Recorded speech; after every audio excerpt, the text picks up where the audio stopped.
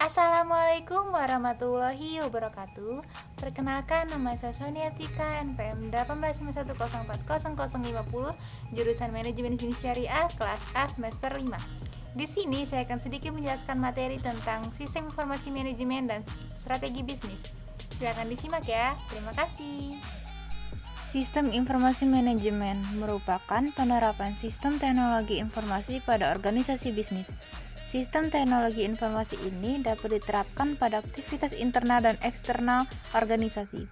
Sistem yang diaplikasikan pada kegiatan internal organisasi adalah sistem informasi yang diterapkan pada fungsi-fungsi organisasi atau pada level-level yang ada pada organisasi bisnis. Strategi bisnis pada era global.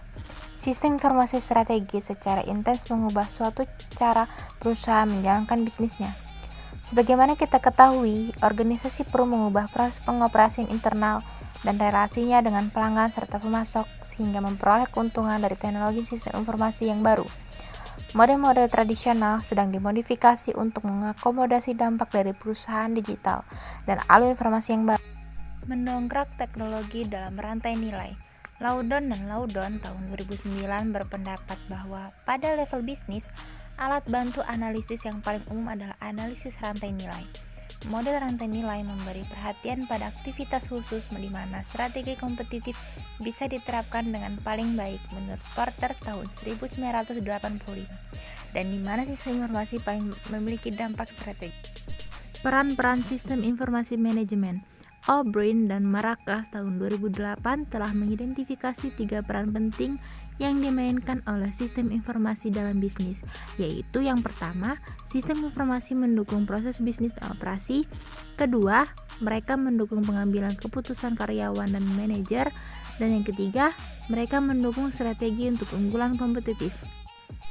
Peran sistem informasi strategis.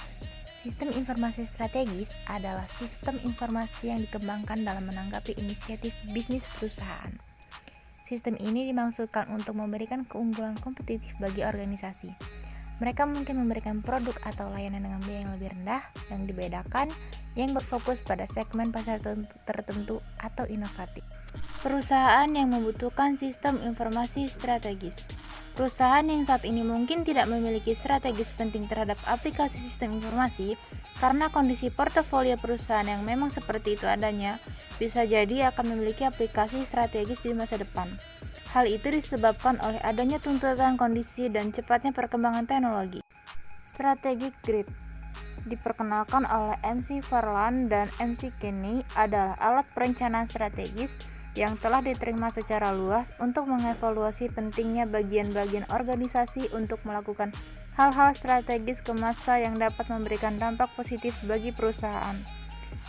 MC Farland, MC Kinney menerapkan strategi grid untuk sistem informasi dan memberi label dengan sebutan dan information teknologi strategi grid.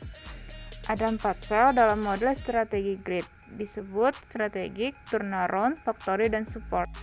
4 sel strategi grid. Sel 1 disebut factory. Perusahaan-perusahaan yang masuk dalam kuadran ini sangat mengandalkan sistem-sistem teknologi informasi yang ada. Sel 2 disebut strategik. Perusahaan-perusahaan yang berada dalam kuadran ini sangat menggantungkan sistem-sistem teknologi informasi, baik pada saat ini maupun pada masa yang akan datang untuk mendukung strateginya. Sel 3 disebut turnaround. Perusahaan-perusahaan yang berada dalam kuadran ini belum menggantungkan sistem-sistem TI untuk memenangkan persaingannya. Tetapi pada masa mendatang, sistem-sistem TI akan sangat dibutuhkan untuk kepentingan strateginya. Sel keempat disebut support. Perusahaan-perusahaan yang berada dalam kuadran ini tidak menggantungkan sistem-sistem TI, baik pada saat ini maupun pada saat mendatang yang digunakan untuk mendukung strateginya. Nah, itu saja yang dapat sedikit saya sampaikan. Lebih dan kurangnya saya mohon maaf. Kepada Allah saya mohon ampun. Wabillahi taufiq wal hidayah. Wassalamualaikum warahmatullahi wabarakatuh.